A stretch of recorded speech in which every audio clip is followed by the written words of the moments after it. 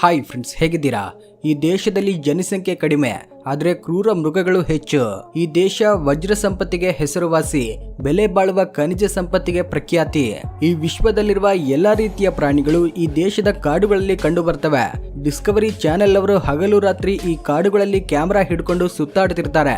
Hollywood ಡೈರೆಕ್ಟರ್ಗಳು ಇಲ್ಲಿನ ಮರುಭೂಮಿಗಳಲ್ಲಿ shooting ಮಾಡ್ತಾ ಇರ್ತಾರೆ. ಈ ದೇಶದ ಕರೆನ್ಸಿ ಬೆಲೆ ನಮ್ಮ ರೂಪಾಯಿಗಿಂತ 4 ಪಟ್ಟು ಹೆಚ್ಚಿರುತ್ತೆ. ಆದ್ರೆ ಇಷ್ಟೊಂದು ಸಂಪತ್ತು ಇದ್ರೂ ಕೂಡ ಈ ದೇಶ ಇನ್ನೂ ಯಾಕೆ ಬಡತನದಲ್ಲೇ ಒದ್ದಾಡ್ತಿದೆ? ಮತ್ತೊಂದು ಕಡೆ ಏಡ್ಸ್ ವ್ಯಾಧಿಯಿಂದ ಈ ದೇಶ ನರಳಾಡ್ತಿದೆ. ಹಾಗೇನೆ ಈ ದೇಶದಲ್ಲಿ ಒಂದು ಡೇಂಜರಸ್ ಬೀಚ್ ಇದೆ. ಇದನ್ನ ಗೇಟ್ಸ್ ಟು ಹೆಲ್ ಅಂದ್ರೆ ನರಕಕ್ಕೆ ದ್ವಾರ ಅನ್ನೋ ಹೆಸರಿಂದ ಕರೀತಾರೆ. ಕತ್ತಲಾದ್ರೆ ಇಲ್ಲಿಗೆ ಯಾರು ಹೋಗೋದಿಲ್ಲ. ಇದಕ್ಕೆ ಕಾರಣ ಏನು ಅನ್ನೋದು ಗೊತ್ತಾದ್ರೆ ನೀವು ಖಂಡಿತವಾಗ್ಲೂ ಬೆರಗಾಗ್ತೀರಾ. ಈ ವಿಡಿಯೋದಲ್ಲಿ ನಾವು ಲ್ಯಾಂಡ್ ಆಫ್ ಅನಿಮಲ್ಸ್ ಎಂದು ಕರೆಯಲ್ಪಡುವ ನಮೀಬಿಯಾ ದೇಶದ ಬಗ್ಗೆ ಮಾತನಾಡಿಕೊಳ್ಳೋಣ. ಪ್ರಾಣಿ ಪ್ರಿಯರಿಗೆ ಈ ದೇಶ ಒಂದು ಸ್ವರ್ಗದಂತಿರುತ್ತೆ. ಸೊ ಹಾಗಾದ್ರೆ ಈ ವಿಡಿಯೋದಲ್ಲಿ ನಮೀಬಿಯಾ ದೇಶದ ಅನೇಕ ಆಸಕ್ತಿಯಾದ ನಂಬಲಸಾಧ್ಯವಾದ ಸತ್ಯಗಳನ್ನ ತಿಳ್ಕೊಳ್ಳೋಣ. ಅದಕ್ಕೂ ಮುಂಚೆ ಚಾನೆಲ್ಗೆ ಯಾರಾದ್ರೂ ಹೊಸಬರಾಗಿದ್ರೆ ನಮ್ಮ ಚಾನೆಲ್ ಅನ್ನ ಸಬ್ಸ್ಕ್ರೈಬ್ ಮಾಡ್ಕೊಂಡು ಬೆಲ್ ಐಕಾನ್ ನ ಪ್ರೆಸ್ ಮಾಡಿ. ಫ್ರೆಂಡ್ಸ್, ಈ ದೇಶದ ಅಫಿಷಿಯಲ್ ಹೆಸರು ರಿಪಬ್ಲಿಕ್ ಆಫ್ ನಮೀಬಿಯಾ. ಈ ದೇಶದ ಜನಸಂಖ್ಯೆ ಕೇವಲ 25 ಲಕ್ಷ ಹಾಗೂ ಪಾಪ್ಯುಲೇಷನ್ ಡೆನ್ಸಿಟಿ ಬಗ್ಗೆ ಮಾತನಾಡೋದಾದ್ರೆ ಇಲ್ಲಿನ ಪ್ರತಿ 1 ಚದರ ಕಿಲೋಮೀಟರ್ಗೆ ಕೇವಲ 3 ಜನರು ಮಾತ್ರ ಇರ್ತಾರೆ. ಅಂದ್ರೆ ಈ ದೇಶ ಎಷ್ಟು ಖಾಲಿಯಾಗಿದೆ ಅನ್ನೋದನ್ನ ನೀವೇ ಊಹೆ ಮಾಡ್ಕೊಳ್ಳಿ. ನಮೀಬಿಯಾ ದೇಶ 8,23,290 ಚದರ ಕಿಲೋಮೀಟರ್ ನಷ್ಟು ಪ್ರದೇಶದಲ್ಲಿ ವಿಸ್ತರಿಸಿದೆ. ಈ ದೇಶಕ್ಕೆ ನಮೀಬಿಯಾ ಅನ್ನೋ ಹೆಸರು ಹೇಗೆ ಬಂದಿದೆ ಅಂದ್ರೆ ಇಲ್ಲಿರುವ ನಮೀಬ್ ಮರುಭೂಮಿಯನ್ನ ಈ ಪ್ರಪಂಚದಲ್ಲೇ ಅತ್ಯಂತ ಪುರಾತನವಾದ ಮರುಭೂಮಿ ಎಂದು ಹೇಳಲಾಗುತ್ತೆ. ಈ ಮರುಭೂಮಿ ಸರಿಸುಮಾರು 80 ಮಿಲಿಯನ್ ವರ್ಷಗಳಷ್ಟು ಹಳೆಯದ್ದಾಗಿದೆ. ಸೊ ಈ ಮರುಭೂಮಿ ಹೆಸರಿಂದಾನೇ ಈ ದೇಶಕ್ಕೆ ನಮೀಬಿಯಾ ಅನ್ನೋ ಹೆಸರು ಬಂದಿದೆ. ಇಲ್ಲಿನ ಜನರು ಈ ಮರುಭೂಮಿನೇ ತಮ್ಮ ಗುರುತು ಎಂದು ಭಾವಿಸ್ತಾರೆ.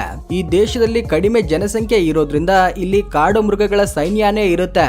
ವೈಲ್ಡ್ ಲೈಫ್ ನ ಇಷ್ಟಪಡುವವರಿಗೆ ಈ ದೇಶ ಸ್ವರ್ಗದಂತಿರುತ್ತೆ. ಇಲ್ಲಿ ನಿಮ್ಗೆ ಈ ವಿಶ್ವದಲ್ಲೇ ಬೇರೆಲ್ಲೂ ಕಾಣಿಸದಂತಹ ಅನೇಕ ವಿಚಿತ್ರವಾದ ಜೀವ ಜಂತುಗಳು ಕಾಣಿಸ್ತವೆ.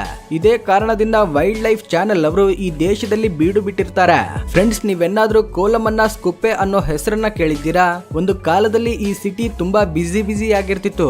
ಆದ್ರೆ ಈಗ ಎತ್ತ ನೋಡಿದ್ರು ಕೇವಲ ಮರಳು ಕಾಣಿಸುತ್ತೆ.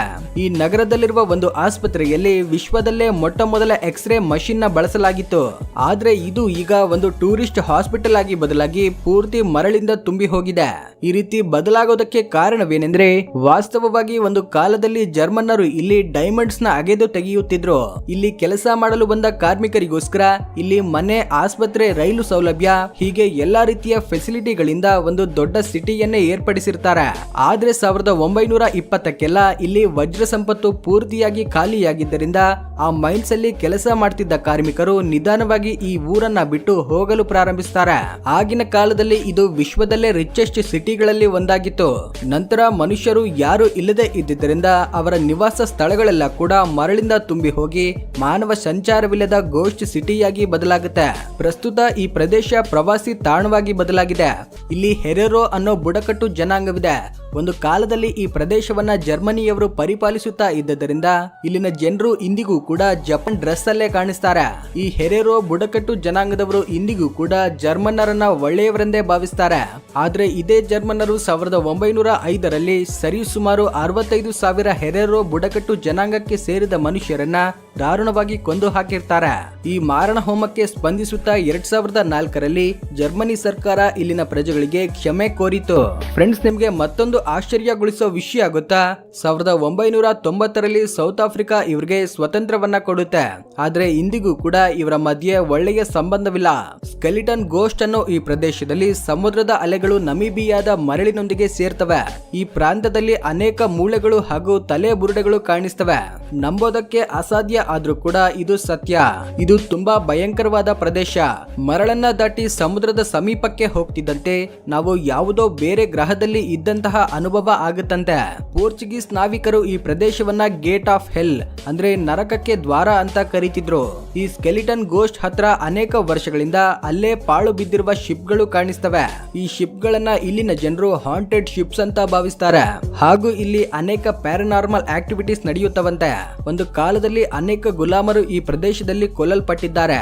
ಇದಕ್ಕಾಗಿ ಪ್ರವಾಸಿಗರು ಕೂಡ ಹಗಲೊತ್ತಲ್ಲೇ ಬಂದು ಸಂಜೆ ಒಳಗಡೆ ಹೋಗಿ ಬಿಡ್ತಾರೆ. ಕತ್ತಲಾದ್ಮೇಲೆ ಈ ಪ್ರಾಂತಕ್ಕೆ ಯಾರು ಬರೋದಿಲ್ಲ. ಫ್ರೆಂಡ್ಸ್, ಈ ದೇಶದ ಮುಖ್ಯ ಆದಾಯ ಗಣಿಗಾರಿಕೆ. ಇಲ್ಲಿ ತುಂಬಾ ಖನಿಜ ಸಂಪತ್ತುಗಳಿವೆ. ಯುರೇನಿಯಂ ಈ ದೇಶದಲ್ಲಿ ಹೆಚ್ಚಾಗಿ ಲಭಿಸುತ್ತೆ.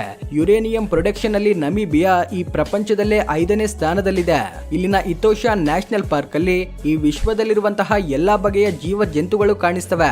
22,200 ಚದರ ಕಿಲೋಮೀಟರ್ನಷ್ಟು ಪ್ರದೇಶದಲ್ಲಿ ವಿಸ್ತರಿಸಿರುವ ಈ ಅರಣ್ಯದಲ್ಲಿ 1000ಕ್ಕಿಂತ ಹೆಚ್ಚಿನ ಸಿಂಹಗಳು, 3,000ಕ್ಕಿಂತ ಹೆಚ್ಚಿನ ಚಿರತೆಗಳು, ಜಿರಾಫೆಗಳು, ರೈನೋಗಳು, ಆನೆಗಳು ಹೀಗೆ ಅನೇಕ ವಿಧವಾದ ಪ್ರಾಣಿಗಳಿವೆ. ಹಾಗೆ ಇಲ್ಲಿ ಮರುಭೂಮಿ ವಾತಾವರಣಕ್ಕೆ ಹೊಂದಿಕೊಂಡಿರುವ ಮರುಭೂಮಿ ಆನೆಗಳು ಕೂಡ ಕಾಣಿಸ್ತವೆ. ಪ್ರಾಣಿಗಳು ಬೇಟೆಯಾಡಿ ತಿನ್ನುವ ದೃಶ್ಯಗಳು ಇಲ್ಲಿ ಸದಾಕಾಲ ಕಾಣಿಸುತ್ತೆ. ಹಾಗೇನೆ ನೀವಿಲ್ಲಿ ಸಫಾರಿಗೆ ಹೋದ್ರೆ ತುಂಬಾ ಎಚ್ಚರವಾಗಿರ್ಬೇಕು. ಯಾಕಂದ್ರೆ ನಿಮಗೇನೆ ಅರಿವಿಲ್ಲದಂತೆ ನಿಮ್ಮ ಮೇಲೆ ಪ್ರಾಣಿಗಳು ದಾಳಿ ಮಾಡಬಹುದು. ಹಾಗಂತ ತುಂಬಾ ಭಯ ಪಡಬೇಡಿ.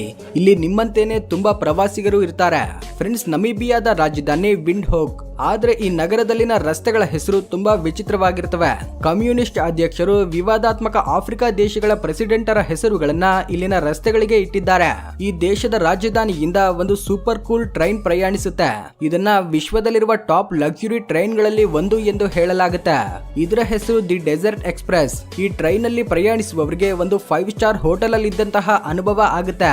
ಯಾಕಂದ್ರೆ ಈ ಟ್ರೈನ್ ಅಲ್ಲಿ 5 ಸ್ಟಾರ್ ಹೋಟೆಲ್ ಅಲ್ಲಿರುವಂತಹ ಎಲ್ಲಾ ಫೆಸಿಲಿಟೀಸ್ ಸಿಗ್ತವೆ. ನಮಿಬಿಯಾ ದೇಶದ ಮತ್ತೊಂದು ಆಸಕ್ತಿಯಾದ ವಿಷಯ ಏನಂದ್ರೆ ಈ ದೇಶದಲ್ಲಿ 2 ದೊಡ್ಡ ಮರುಭೂಮಿಗಳಿವೆ. ಒಂದರ ಹೆಸರು ನಮಿಬ್ ಮರುಭೂಮಿ, ಮತ್ತೊಂದರ ಹೆಸರು ಕಲಹರಿ ಮರುಭೂಮಿ. ಇವೆರಡು ಮರುಭೂಮಿಗಳು ತುಂಬಾ ಡಿಫರೆಂಟ್ ಆಗಿರ್ತವೆ. ಫ್ರೆಂಡ್ಸ್, ನೀವು ವೆಲ್ವಿಟಿಯಾ ಮಿರಾಬಿಲಸ್ ಎಂಬ ಗಿಡದ ಬಗ್ಗೆ ಕೇಳಿದ್ದೀರಾ? ಈ ಗಿಡಗಳು ಈ ವಿಶ್ವದಲ್ಲೇ ತುಂಬಾ ವಿಚಿತ್ರವಾದವು. ಇವು ಕೇವಲ ನಮಿಬಿಯಾ ಮರುಭೂಮಿಗಳಲ್ಲಿ ಮಾತ್ರ ಬೆಳೆಯುತ್ತವೆ.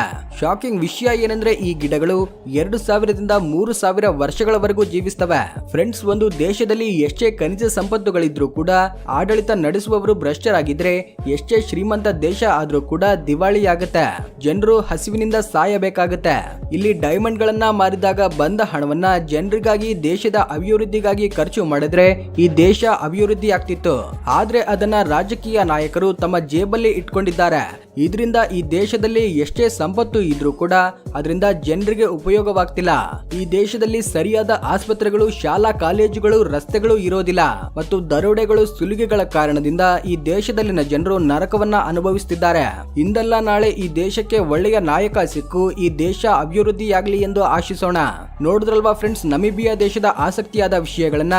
ಈ ವಿಡಿಯೋ ನಿಮ್ಗೆ ಇನ್ಫಾರ್ಮೇಟಿವ್ ಅನ್ಸಿದ್ರೆ ಲೈಕ್ ಮಾಡಿ, ಶೇರ್ ಮಾಡಿ.